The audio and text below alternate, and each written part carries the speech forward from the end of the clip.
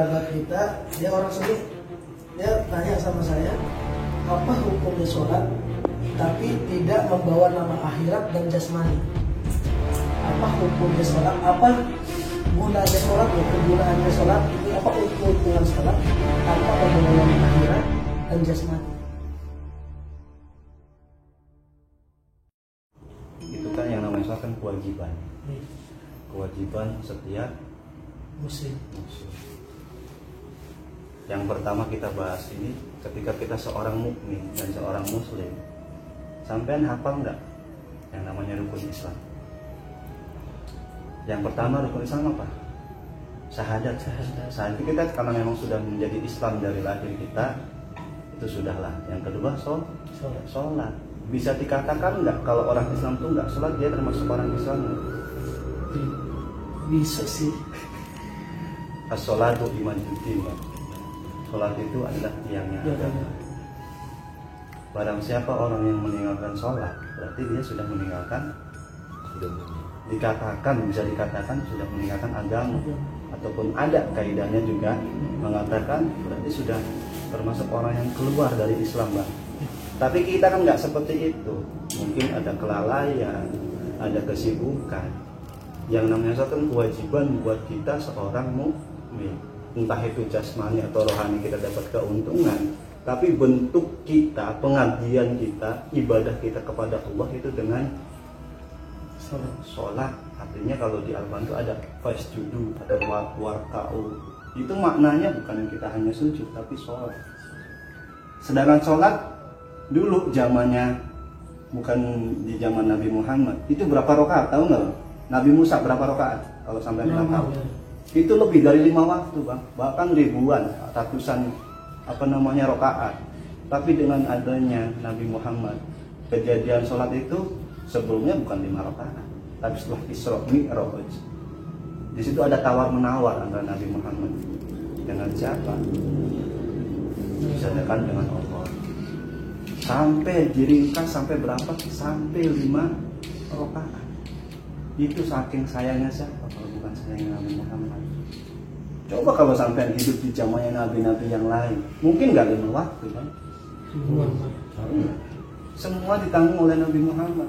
Makanya Nabi Muhammad itu maksum, Nabi yang sudah dijamin surga, tapi mencontohkan kepada umatnya, kepada sahabatnya, beliau masih mau sholat tahajud. Diceritakan sampai kaki Nabi itu bengkak karena setiap malam sholat tahajud, sholat sunnah, lebih dari sholat wajib. Makanya kalau ada orang yang lebih mengutamakan sunnah, saya balik nanya, kalau sampean tidak melakukan kewajiban tapi melakukan sunnah, apakah sunnah itu bisa menutupi hal yang wajib? Ini masalah sholat yang ada di rukun Islam, wajib nih bagi seorang muslim. Bahkan kalau di fikihnya itu, ketika kita meninggalkan sholat maka harus dikodok. Seberapa ribu yang udah tinggalkan ketika kita masih hidup harusnya dikodok. Ada di Fathul Mu'innya, kita ngaji bareng. Alangkah indahnya bahasanya ini, ketika kita melihat orang sholat, apakah kita wajib, woi lo nggak sholat lo? Apakah woi orang kafir?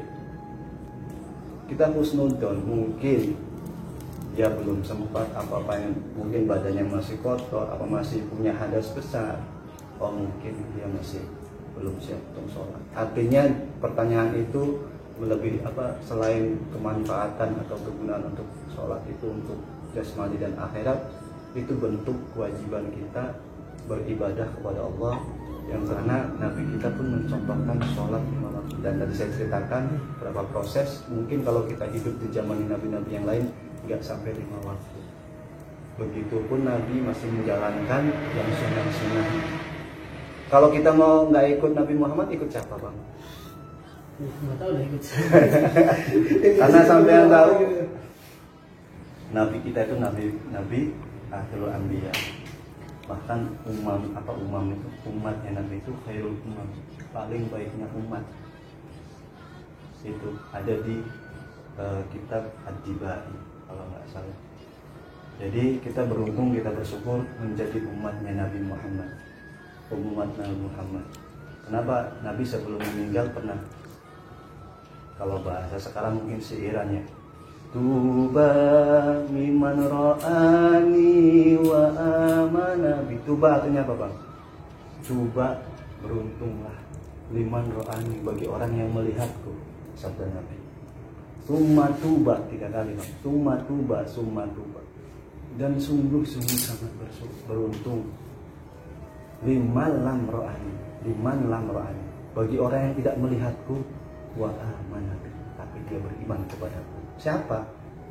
Umatnya Nabi Muhammad SAW. Tidak ada rujukan bahwa kita ini, saya mau sholat sunnah aja lah, saya mau kumpulin sholat sunnah dari tahajud, raw, witir, apa segala macam untuk mengungguli satu yang wajib. Nggak bisa. Tetap yang wajib namanya wajib, yang sunnah, adapun sunnah itu mungkin bisa dikatakan bisa untuk menutupi kekurangan-kekurangan dalam ibadah.